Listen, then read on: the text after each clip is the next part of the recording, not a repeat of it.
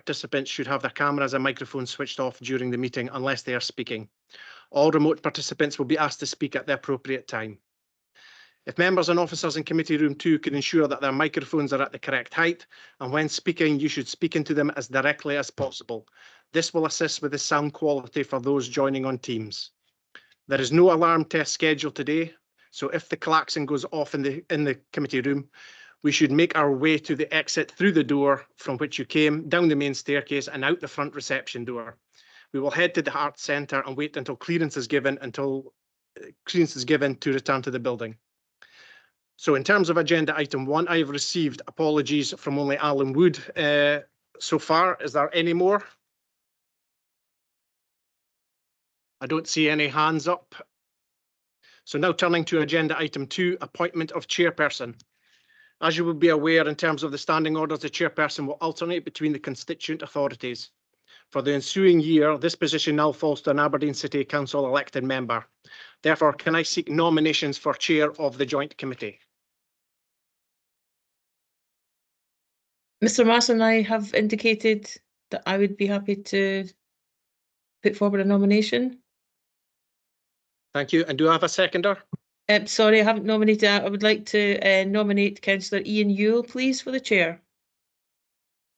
Thank you. Sorry. And we have a seconder? I'm happy to second. Thank you. Thank you. So Councillor Yule is just moving to the chair, and he'll take us through the remaining parts of the agenda. Thank you.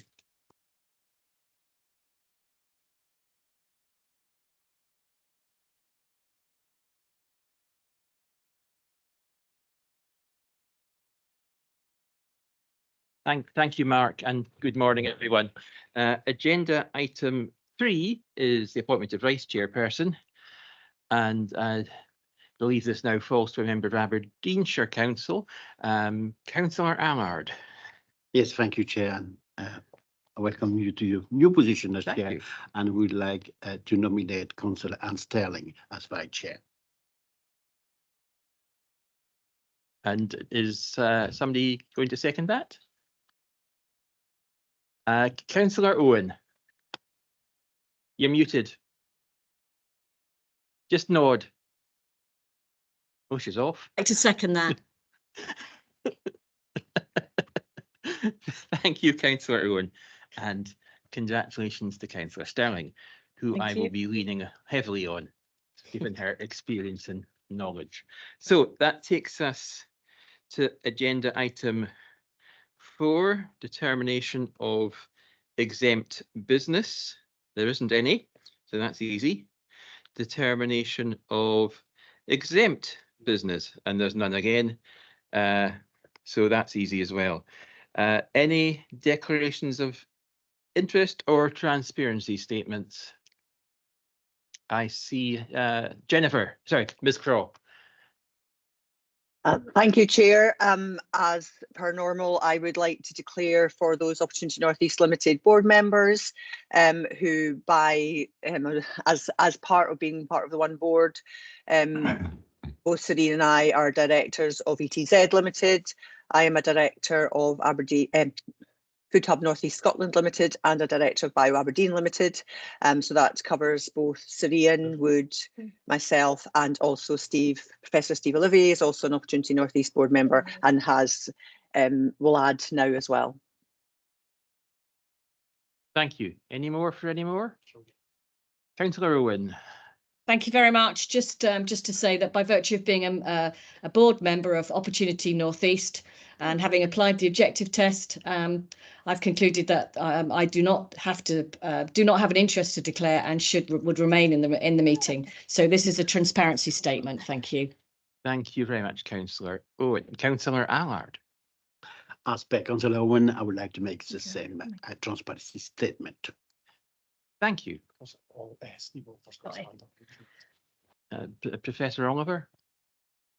Hi, I need to declare that the National Subsea Centre is part of Robert Gordon University. Thank you.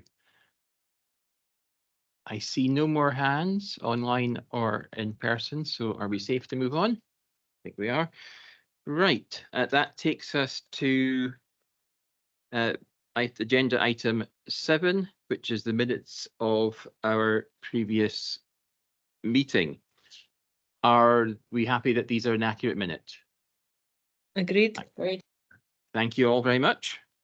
That takes us to item 8, which is the quarterly progress update. And Mr. Bewes wants to say a few words by way of introduction. Thank you, Chair. The paper's obviously been circulated, and I assume if there are any questions, they'll come forward. But there were a couple of points I maybe just wanted to highlight within this quarterly programme report. In February, we submitted a response to the UK government's economic growth review questionnaire. That had a bit of a focus in around the model of the deal, how that's worked. And there's been follow-ups from that just earlier this week. I had a meeting with some of the other PMOs and the UK government, which was again looking at how this model has worked, what's worked well, and what sort of things we might suggest could be done slightly differently. There'll be further follow-ups to that, which will include a workshop in around 2 weeks up in Aberdeen with private and third sector stakeholders, and there'll be a further session thereafter with chief executives of local authorities, and they hope to then publish a blueprint for their outcome of that economic growth review in the summer. Another thing that we've also done since the last joint committee, the UK Parliament Scottish Affairs Committee launched an inquiry into city and growth deals. We provided a response to that, very similar to the response on the economic growth review. Both of those were done through the programme board using the delegation that was provided by the joint committee back in, I think it was February of this year. The only other thing that I'd want to draw attention to the joint committee is we've spoken previously about Project Gigabit. The government are beginning the procurement process for that, and we think that the lot with regards to Aberdeen City and Aberdeenshire should be live on PCS in June. So we'll hope to give you further updates on that in due course. Thank you, Mr. Bewes. Now turn to questions. Does anyone have any questions for Mr. Bewes? If you do, it would be really helpful if you could refer to the page number from which your question arises. So I see no hands. In which case, are we happy to accept the report? It's noted. Thank you all. Well, okay, that takes us to the item 9, which is the National Decommissioning Centre, which is a presentation by Professor Nielsen. Thank you, Chair. Over to you. Thanks.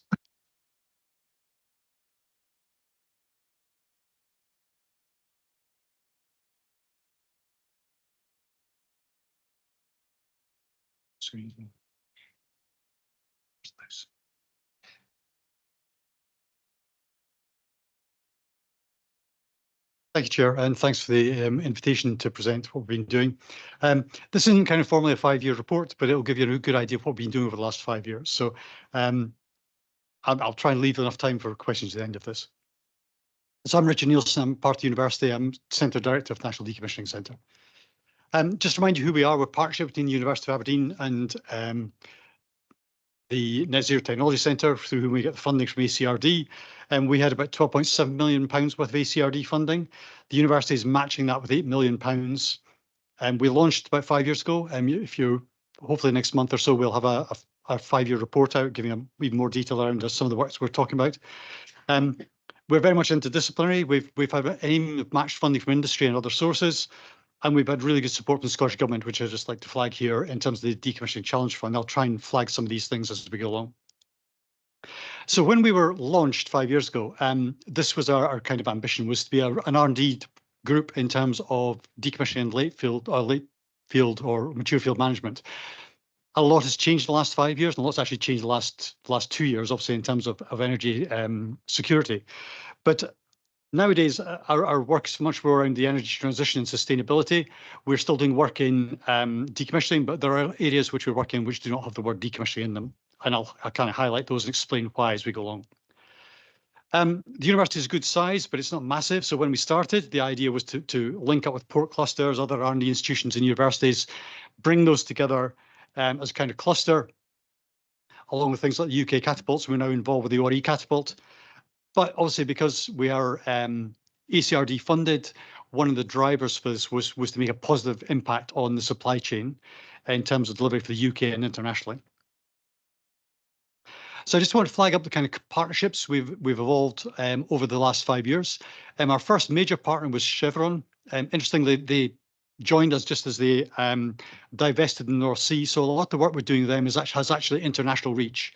It's Gulf of Thailand, Australia, and Angola, but has implications for the UK as well. And we've been doing a lot of work on marine ecosystem work around fish around man-made structures, quantification of risk assessment of mercury. There's areas where mercury becomes entrained with the oil and gas, and therefore there's potential for contamination. And also a lot of work around biohabitats around pipelines and biodiversity around pipelines. We've also been running a couple of more engineering-oriented projects for Chevron.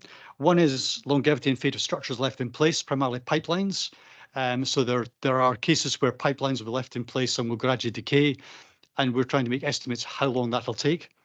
And we're just kicking off a new project with Chevron around degradation of plastics. This is a major challenge. A lot of discussion around microplastics in the marine environment. There's a lot of plastics used in coatings of pipelines, both in the UKCS and other basins. So that's literally just kicking off next month or so. So Chevron have partnered with us for 3 years and have joined us for another 3. So they run out until September 26. We're also part of the Nuclear Decommissioning Authority. This is a little bit left field, but it came out of about 3 years of discussions between the Oil and Gas Authority, as it was then, now the North Sea Transition Authority, and the Nuclear Decommissioning Authority. And what came out of that was a desire to work together on areas which had common interests. So cost benchmarking, decarbonising of decommissioning, remote operations, oil and gas, obviously hazardous environments in terms of explosive environments potentially, and underwater. Nuclear, that picture is a picture of one of Sellfield's storage ponds, so interventions underwater in a radioactive environment. Interest around underwater cutting, alternative cement for oil and gas sector, well plug-in abandonment for the nuclear sector, building materials for green buildings, and immobilizing waste. And some generic work around safety and risk with terms of artificial intelligence and machine learning.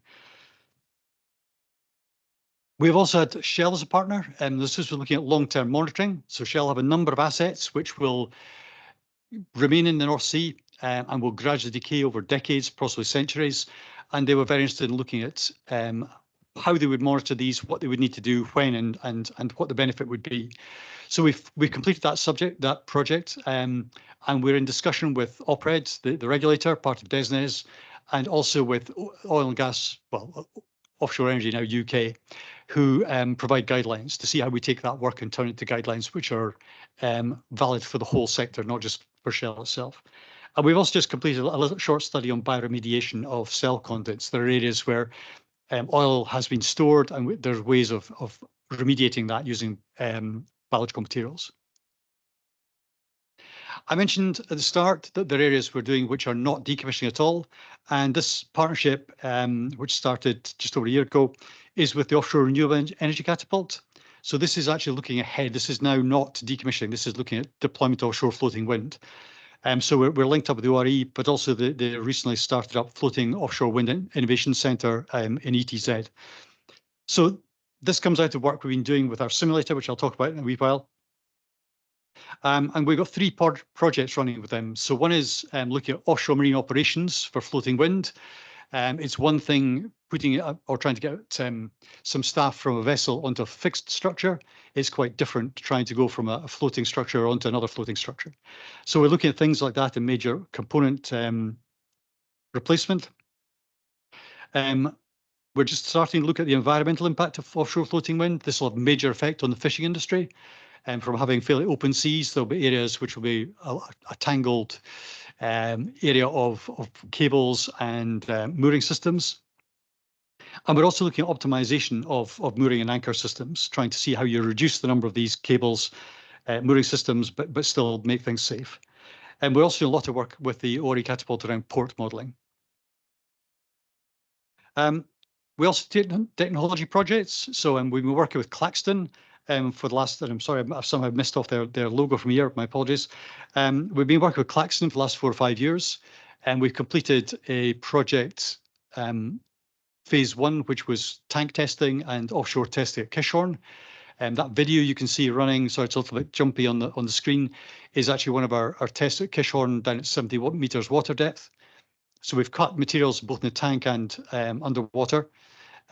Phase 2 is currently running with NZTC funding, but also with Inquest and Harbour Energy as partners. And we plan to be offshore doing a real decommissioning job with Harbour August this year. If that goes well, this makes the system more or less commercial for Claxton. The other large project we've got, I should have said that the laser we were using was funded by the Decommissioning Challenge Fund. The other big technical project we've got is what we call our Barrier Qualification Test Chamber. This is a £2 million bid funded by the Scottish Government's Decommissioning Challenge Fund. The aim is to provide a test system for looking at alternative materials to cement for plugging and abandoning wells. And just to give you an idea of the scale of well P&A, at the moment, the estimate's probably around 20 billion to plug all the wells in the North Sea. Some of the new methods are quicker and easier to apply, but and therefore have major cost savings implications. But at the moment, a few of them are used in the North Sea, and there's a requirement to qualify the materials to make sure they're at least as good as cement. So this chamber will replicate the downhole conditions for wells up to 200 degrees C and up to 10,000 PSI or 700 bar, giving us a chance to trial some of these new plugging and abandonment materials in a onshore environment, then take the plugs apart and test them forensically. At the moment, our estimated completion date for this is end of Q2, beginning of Q3 this year, and we've got a number of interested parties for that. We've also got a local site set up to house this and support it. And we've also run a series of PhD programs. So we've had quite interdisciplinary work, right from well, these slides we shared, right through from Alex Kemp on the left-hand side, so looking at liability around the cost of decommissioning, through various projects with biological sciences around things like marine growth and DNA testing to find out marine ecosystems, to that box in grey where we've got a cluster of students been looking at quantification of greenhouse gas emissions, optimization of scenarios, and reuse and repurposing, all of which feed into a major project funded by the Scottish Government called Data for Net Zero, which I'll talk a little bit more about. So at the moment we've run about, we have either run or are running 16 PhDs. I mentioned that we've got international reach. We've undertaken projects with Chulalongkorn University in Thailand, Curtin University in Australia, the University of Aberdeen's got a very strong relationship with that university. We're working more locally with Essex and very strongly with Robert Gordon University and National Subsea Centre on Data for Net Zero.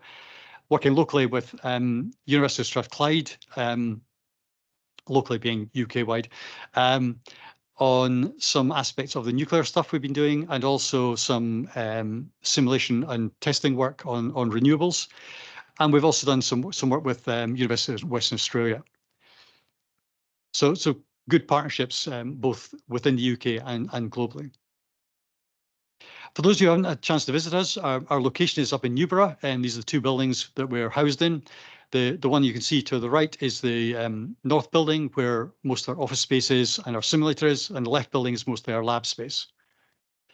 Give you an idea of the kind of lab stuff we've got. When we took the buildings over, we inherited some really good testing facilities, so we can test underwater down to 7,000 meters water depth. We've got a 5-meter immersion tank that laser cutting was done in. We've got environmental chambers, so we can test down to -40 up to 150 degrees. We don't have a supercomputer that looks as cool as this, but we have access to half the university's supercomputing power. And we've got our industrial laser, which is a 15 kilowatt, one of the biggest lasers in university hands in the UK. That's also been containerized for use offshore. And so our other large investment has been our simulator. Again, this is partly funded through ACRD funds and partly funded through the Scottish Government's Decommissioning Challenge Fund. For those of you who are into gaming or your kids are into gaming, this is like an Xbox or a PlayStation or your gaming station of choice on steroids. We have 22 servers, 16 projectors, 4 control chairs. And this was set up. This gives you an idea of what it looks like if you walk into it. So the chairs on the right under control underwater vehicles or cranes. The chairs on the left control vessels. We've got 2 sides of the simulator. One is the kind of mechanics side, marine simulation side, and the other side is looking at data. And I'll try and highlight a little bit about these. We've done a number of projects. This is one for a company called Oasis, who've been looking at setting up a charging system for offshore crew transfer vessels. So imagine this is almost the equivalent of having a Tesla or electric car and a charging point, but doing it offshore. So you have a wind turbine, a battery pack, and then this charging buoy. And the simulations we've done in different weather conditions to be able to show that this is feasible, that it's a viable proposition. And this was done 2-3 months before the company actually ran this in real life offshore to show that it did work. So we were able to de-risk some of these operations using the simulator. Interestingly, most of the work we've done in the simulator so far has been offshore renewables and not decommissioning. We're just running our first decommissioning job at the moment. We've also done some work around new floating wind concepts. So this is a lightweight or relatively lightweight single point moored wind turbine by a company called T Omega. We've looked at the wave riding of this. We've looked at its deployment from harbours. So quite a number of things we can do with the simulator. And I mentioned Strathclyde actually. So the reason we worked with Strathclyde was to verify our model. So on the right-hand side, you can see our model. And on the left-hand side, you can see their tank simulation of the same thing. So we've been able to justify and verify that our models are good from test data. Also, what I mentioned about port infrastructure, we've been building, trialing new wind floating concepts or floating wind concepts from harbours. This is Aberdeen South Harbour, but we've also got models of Nig, Peterhead, Port Talbot, and we're building some others at the moment. So we can trial new renewable technologies from these harbour systems. Just as I finish fairly soon, and the other big project we're running just now is called Data for Net Zero. It's joint between ourselves and the National Subsea Centre.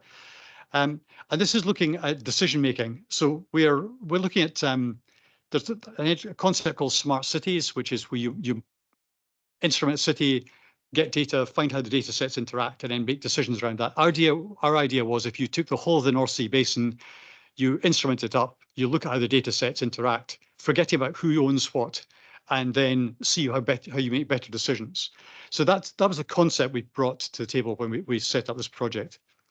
So we're running 3 projects around this, particularly around decommissioning. So we have one around reuse and repurposing of infrastructure, one around decarbonising, and one around decision making, and trying to see how different actors within the North Sea might come together and reduce carbon emissions or make better decisions. And those better decisions might be financially better, or they might be environmentally better.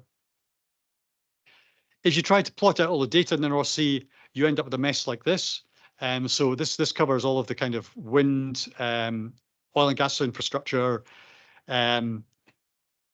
wrecks and various other things. So we've come down to a number of smaller areas. So we've got an area around the Gannet field, Scott field, and a smaller one up east of Shetland. And we started building those within our simulator. So this is a kind of fly through of the infrastructure in the Gannet area. So Gannet we've chosen because it's got a wind farm license for the Marham Wind Farm. The green area you can see there is a marine protected zone.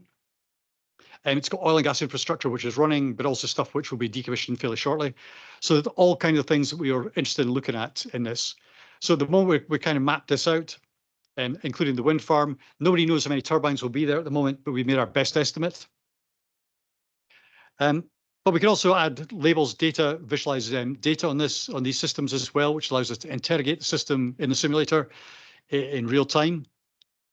And because we look at emissions, rather than just having tables of data, we started looking at how we visualize carbon emissions.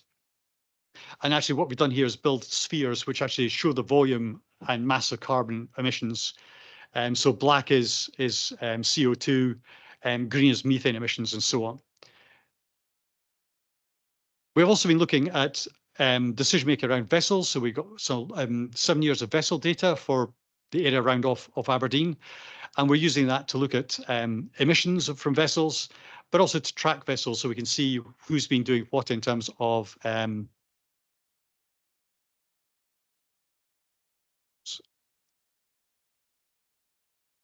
Microsoft PowerPoint is not responding. We have a glitch, I'm afraid.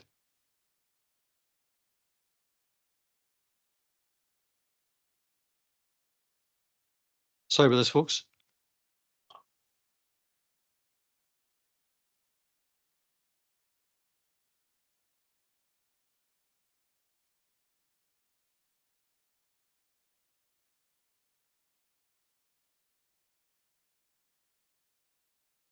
I mean, if you're okay, I'll probably just describe what I was going to talk about in the next bits, rather than hold things up.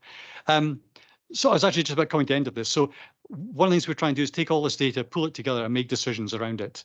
Some of the decisions are around what's called comparative assessments. This is trying to pull together for particularly for decommissioning, the environmental bit, the economic piece, the technical feasibility, the societal benefit or detriment of making a particular decision, and the safety aspects. So one of the key tools that come out of this data for net zero project will be a multi-criterion decision-making process. So all of the stuff I've been showing you so far is data that we will take and process and then feed into that system. Yeah.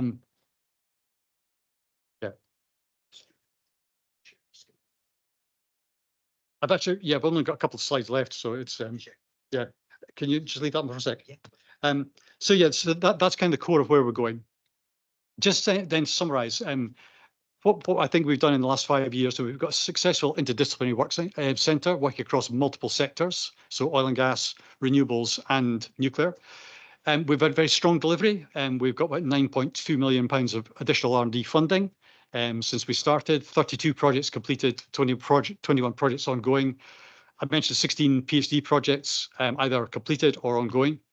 We've employed about 12 research staff. We've got 35 scientific publications, about 45 industry partnerships and other strategic partnerships, some of which I've mentioned, and about 500 industry and stakeholder engagement activities over the last 5 years. And I think that was just kind of where I was going to get to. So I think we're not far out. So I'm happy to take questions if there's time. Result. Thank you very much for that. And there's always time for questions. Having said that, I'm not seeing any hands at present. Oh, there's one now, just popped up. Ms. Croft. Thank you. It was a really good presentation, and it's always a shame when it stops working at the point you start talking about digital, isn't it? But I think in terms of getting an insight to the work of the centre going beyond the big challenge that the North Sea definitely has in terms of cost of decommissioning and looking to the future. I suppose my question is, how are you going to balance those two as we move forward? Because certainly from an industry perspective and a cost in terms of future abandonment and doing that in a very sustainable way, that is still a key driver. So I'm just kind of keen to know how you're going to balance the two moving forward. There is so much of a focus, as we know, on net zero, but actually that legacy cost and the stewardship, to be honest, of the North Sea and how it ties into those opportunities for net zero are equally important. But I understand strategically that might be quite a challenge to balance the two out. Thanks, Ms. Crow. Very good question. I think in some cases there's a win-win, because in some cases, like the well plug and abandonment, the cost reduction will be alongside an emissions reduction. So the cost reduction will be because we use smaller vessels with less emissions, shorter timescales to do things.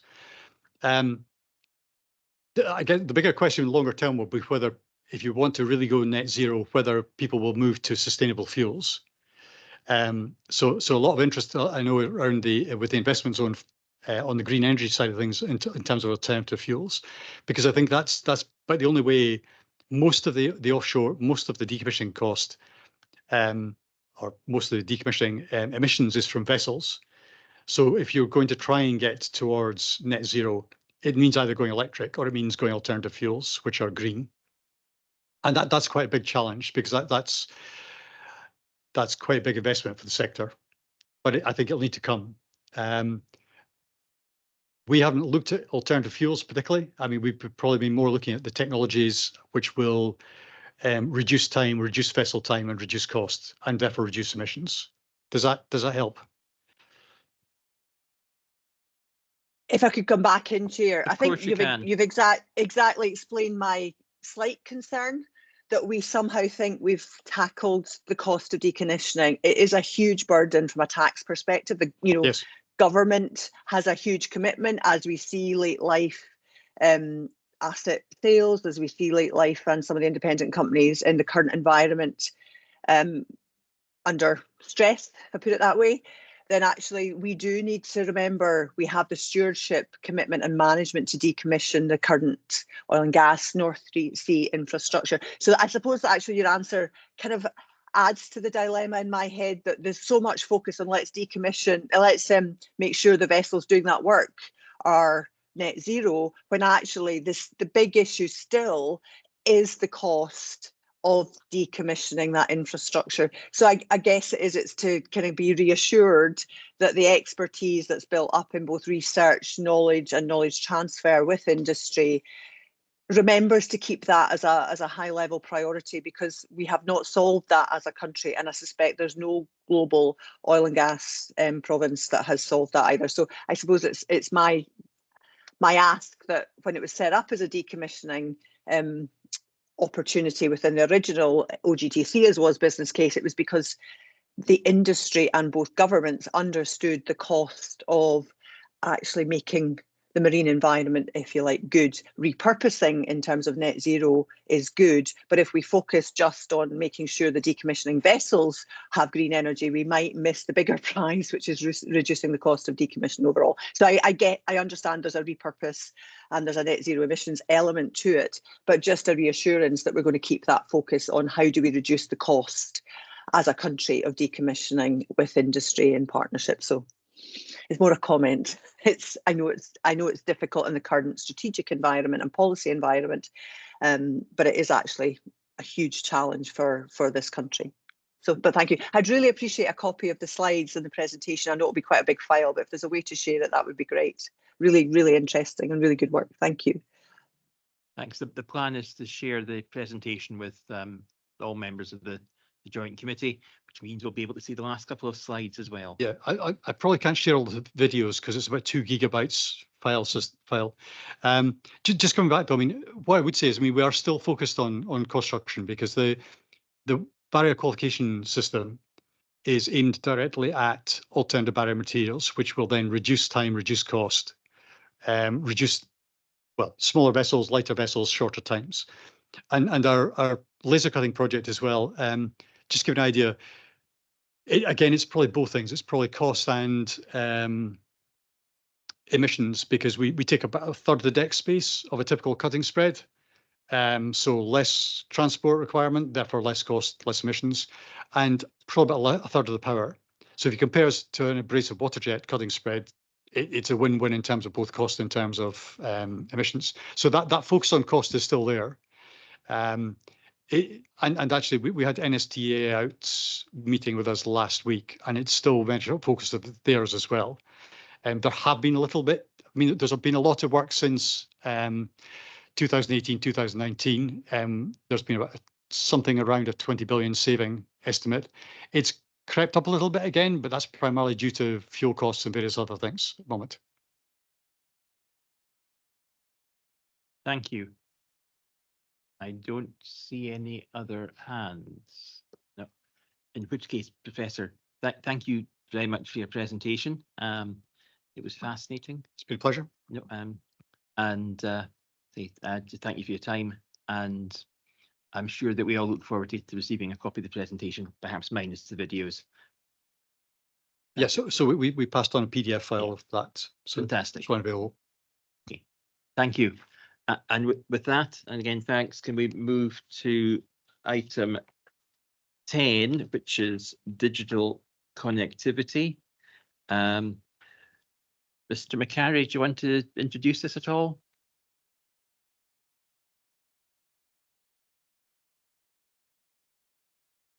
Thank you, Chair.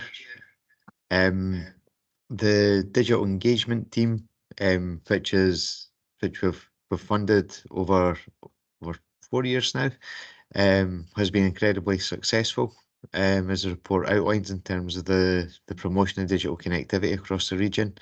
There have been some changes lately as we move through the deal, and this report seeks to secure the employment of our digital liaison lead, I think it's post called, for a further 2 years, to allow us to continue on that good work, recognising that previously it was a team of 3 and we've streamlined that team down to a single post now. And the post holder has done a great job in promoting digital connectivity, but also closing the connectivity gap, especially in the more rural parts of Aberdeenshire. So we would very much be grateful if the Joint Committee could support the recommendations in the report. Thank you. Thanks, Mr. McCarry. Are there any questions, or are we happy to agree the recommendations? Happy I'm to seeing agree. nodding heads, and okay, Yeah. that is agreed. Thank Happy you, to Mr. agree. McCarry. Takes us to item 11, which is external transportation links to Aberdeen South Harbour. Mr. Mackay, do you want to do an introduction, or are you happy just to move to questions?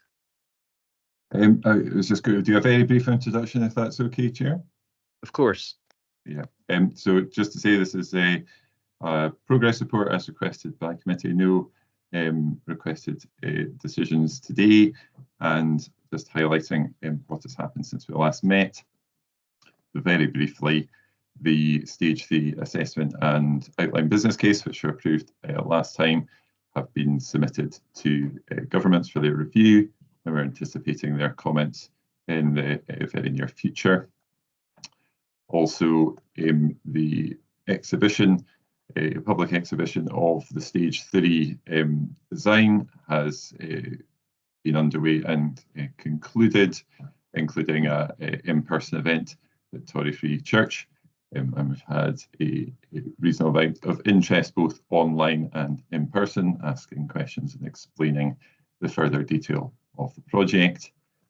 Also, as explained to committee last time around, the project has been to Aberdeen City Council, full council, to receive powers to use compulsory purchase, which were granted in April, and the intention is that that order will be made this month. Also, in the very near future, this month, the planning application for the project will also be lodged. This will be another major step forward in the project, keeping us within the current programme as planned. So thank you for that, Chair. I'm happy to take any questions. Thank you. Questions for Mr. Mackay?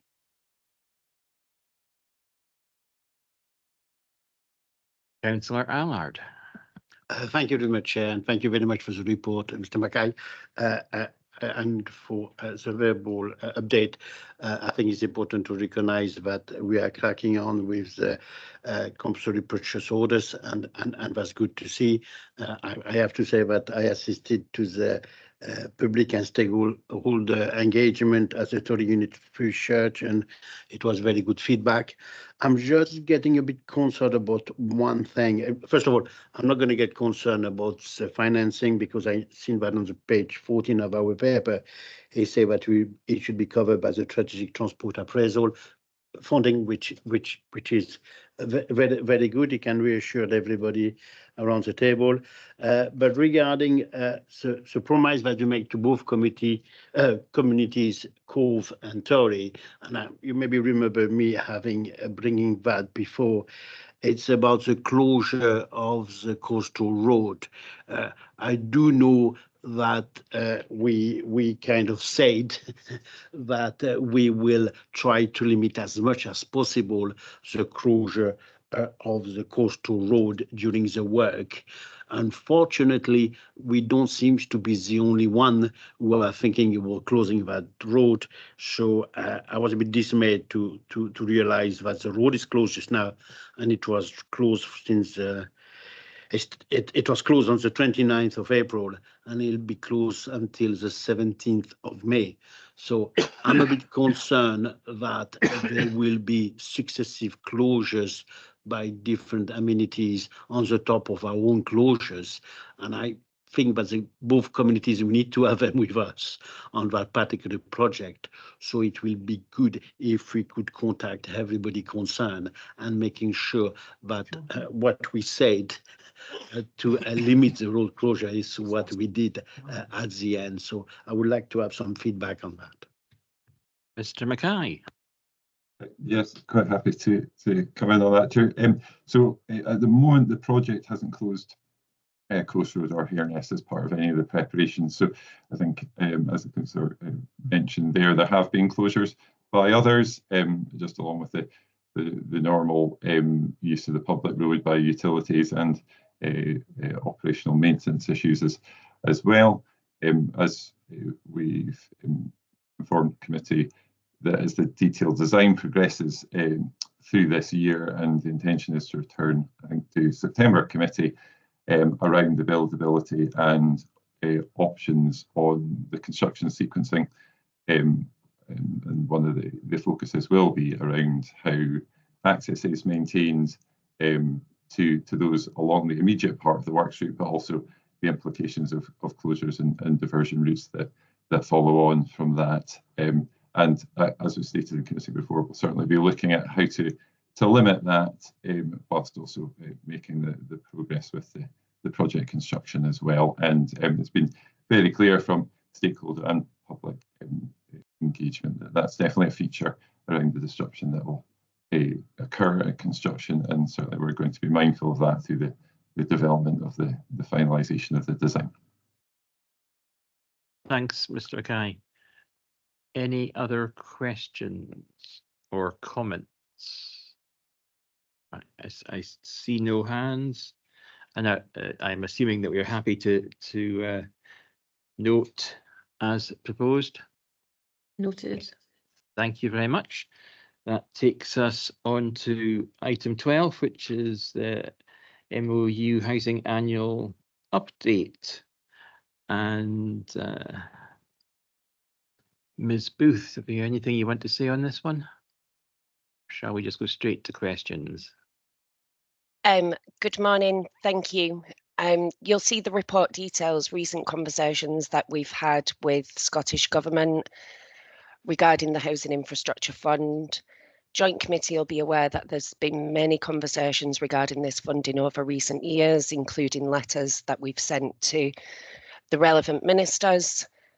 Scottish Government have again confirmed that it's a side agreement that included flexibility over a 5-year period from 2016 for affordable housing, and this included a notional £20 million infrastructure fund that could be made available should any qualifying projects be identified. Unfortunately, neither Aberdeen City and Aberdeenshire councils have been able to identify any sites that are eligible for the funding, but both local authorities are committed to identifying projects and utilising the funding. The report does, however, highlight the successes that have been made in relation to delivering affordable housing across the region, and I'm happy to answer any questions. Thank you, Ms. Booth. Do we have any questions? No. Oh, Councillor. Can't see who number 1 is. Councillor Petrie. Sorry, I need new glasses. Councillor Petrie. Thanks, Chair.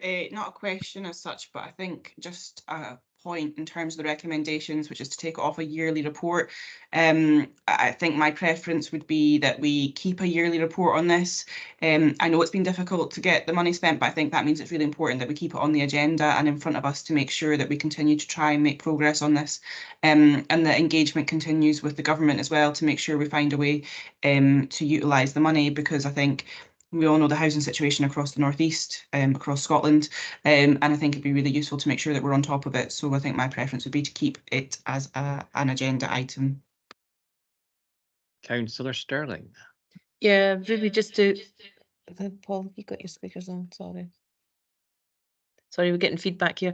I've said much the same and would support Councillor Petrie's proposal that we do keep that annual update on the agenda and we continue to pursue the issue. But I would certainly agree with Councillor Petrie that we should continue to receive the annual update. Thanks. To do so. I don't see any other hands. Are we happy to agree that the recommendations as modified by Councillor Petrie's suggestion? I see nodding heads. I see no shaking heads. Thank you all. That takes us on to the next item, which is item 13, which is the MOU Transport Progress Update.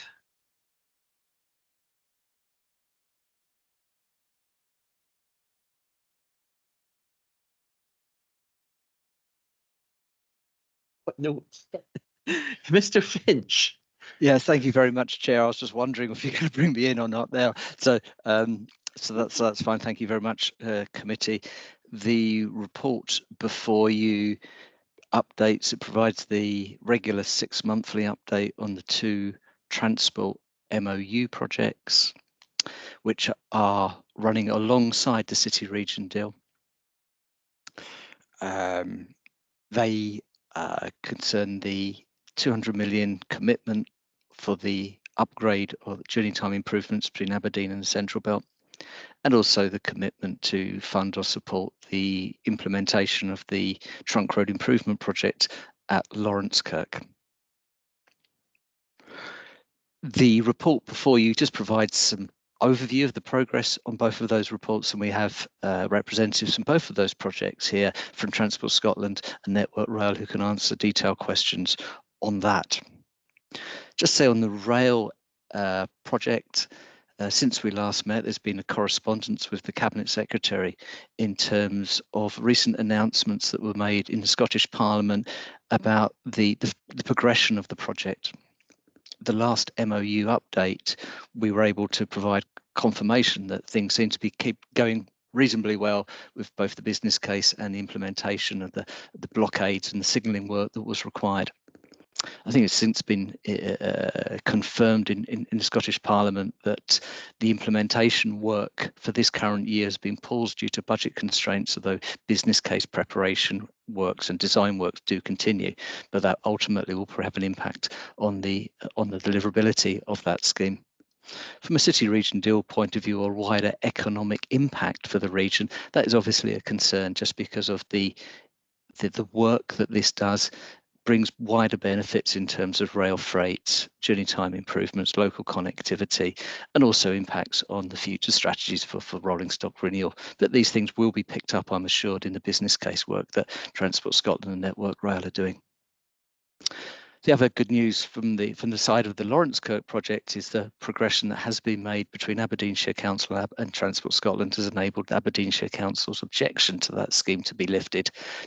Formal objections do remain on a couple of the other projects, on that scheme, which requires still to be worked through, but still it's a good milestone to see that formal objection has been lifted, and that's testament to the ongoing work between officers of Aberdeenshire Council and Transport Scotland going forward.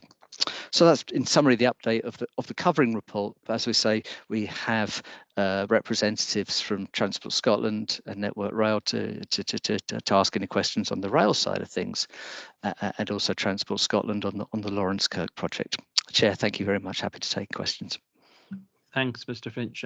Questions for Mr. Finch or Network Rail or Transport Scotland? I'm not seeing any. Okay, can I, on that basis, can I thank Mr. Camelford and Ms. Albrecht for their attendance, even though you didn't get to say anything. Thank you both. Are we happy to agree or to note the report and Mr. Finch's update just now? I'm seeing nodding heads. Take that as a yes. Thank you all. Which takes us to the final item on our agenda, which is the Internal Audit Report 2024. I'm going to ask Mr. Buse if he wanted to introduce this. Then we can move to questions for Mr. Buse and Mr. Dale as appropriate. Mr. Buse. Thank you, Chair. As is required by the terms and conditions of the City Deal, an internal audit takes place every 2 years. The internal audit has been underway since around Q3 of last year and was concluded a couple of months ago. The report is before the committee today in line with the comms protocol of the City Region Deal, and that ensures that all partners are made aware of any reports which relate to the deal. The report will now progress into both local authorities audit committees, and thereafter an action plan would be developed, which would identify which actions are required to be taken and how they will be taken and when, and the recommendations that we have set out within the report. They explain that process has happened to date. They also note some of the progress that we've made in terms of some of the recommendations. You'll see within Appendix A, the actual full audit report is contained. Some of those we've been working on, and at the previous committee, we received approval from the committee for a number of actions which we think will fully resolve some of the recommendations in the report. The third recommendation makes an acknowledgement of some of the wider controls that are in place from external organisations. This is purely an internal audit, so it focuses purely on the internal controls of the local authorities which operate as the PMO for the deal. The fourth recommendation that we have within the report is acknowledging the process that will follow with both local authority audit committees and seeks to instruct the Chief Officer of City Development and Regeneration at Aberdeen City Council to bring back a report to the Joint Committee which would update on those next steps following the audit report. Thanks, Mr. Buse. We now move to questions. I see Councillor Sterling has her hand up. Councillor Sterling. Yeah, thank you. Oh, sorry, Paul. Just get rid of the echo. Before we do that, I think it would be helpful if we can hear from our officers. Mrs. Beattie's on the call and Mr. McCarty's on the call, for example. So I think before we go any further, Chair, is it possible to hear from the officers? Of course. Mr. McCarry, do you have anything to add?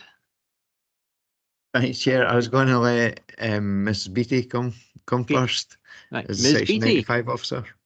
Ms. Beattie, do you have anything to add to Mr. Buse's comments? I do, Chair.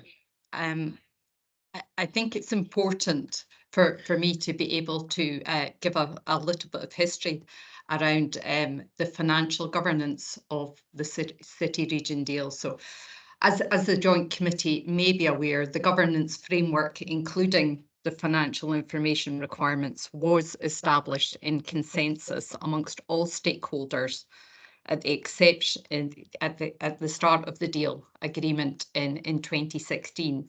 And that was to reflect the principles of the public-private partnership.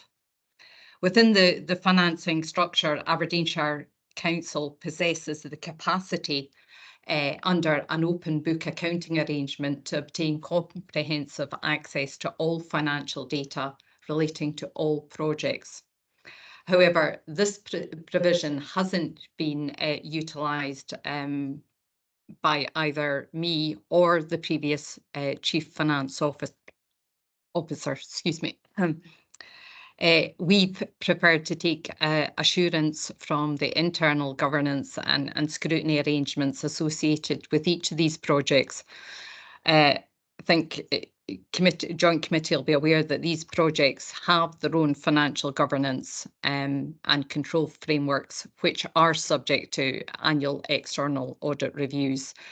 And these reviews evaluate the adherence to the grant conditions as part of the assessment of going concern and an ongoing viability of these projects. And every time a grant claim is submitted, each project lead is required to sign a declaration of compliance. So the robustness of these existing procedures has precluded, in our opinion, the necessity for further review. However, as the internal audit report highlights, we're not complying with our own internal procedures. And the main risks, as I see them, are firstly, with the introduction of subsequent city region deals, both government bodies have articulated additional requirements. And secondly, the non-compliance with our internal controls. And while these stipulations can be implemented prospectively, I think the retroactive application poses logistical challenges, and that's something that I'm discussing with both the governments. Furthermore, from an internal control standpoint, Aberdeenshire Council has instigated open book accounting reviews for the projects, and our project leads have provided unrestricted access to all financial records for council colleagues. And this has been in place for the last 2 grant claims. And the expenditure reviewed during these discussions aligns with the original business cases, goals and objectives. Thanks for that, Chair. Thank you. That was really helpful. Okay, are there any questions or comments?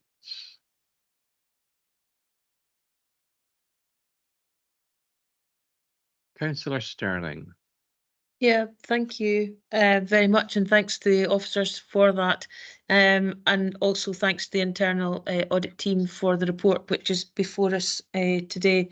From my point of view, I think that Mrs. Beattie has given us that some assurance. I think that's very helpful.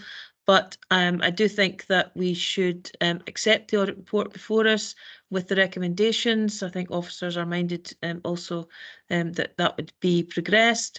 And in terms of the recommendation to bring back a report, I would like to add the word next, because I think it would be helpful for this joint committee to get a report to the next meeting with the update on the progress of the implementation of the recommendations, so that we can be further assured that things are moving in line with the recommendations as set out in the report. So if you're minded, Chair, then if we can add that to the recommendation that we get the report back to the next meeting of this joint committee, I think that would be helpful. Thank you. Thanks. I think that's a very sensible suggestion. Councillor Owen.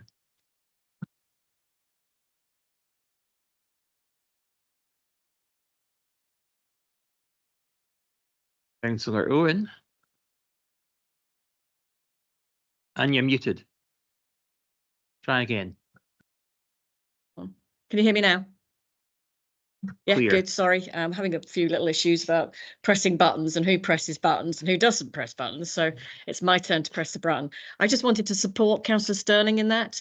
I think we need to be proactive and give Jamie the due deference that he deserves in terms of that report. And I think as the reports come to us, I think we really do need to have some sort of report coming back to us for the next meeting.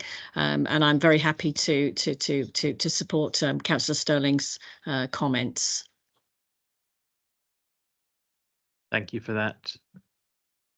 I see no more hands. Are we happy to agree the recommendations with the addition that the report back to this joint committee comes to our next meeting, which is in September? Okay, I'm seeing no shaking heads. I'm seeing some nodding heads. I'll take that as unanimous agreement. Thank you. That concludes the agenda. Thank you all for your attendance. Can I say a special thanks to Councillor Sterling for her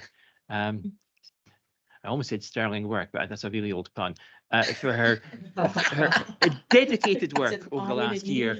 That was a genuine mistake, Anne. But dedicated work over the last year as the Joint Committee's chair.